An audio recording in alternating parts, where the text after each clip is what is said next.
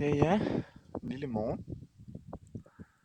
Klokken er 6:04. Og ja, jeg skulle jo lige prøve ud og opleve en solopgang på vandet.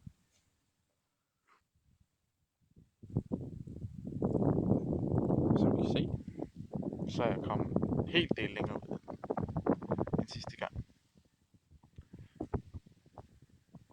Så det har kun taget en lille halv time. Jeg tror, det er lige omkring en kilometer. Med den udsigt der, den er satan god.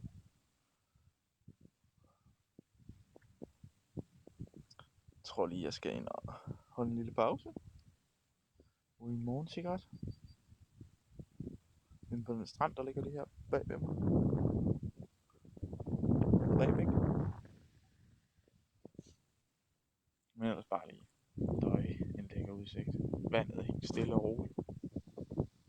Kunne selvfølgelig være mere havblik, men... Eller havblik, det er det ikke. Men kæft, det er lækkert. Slut herfra.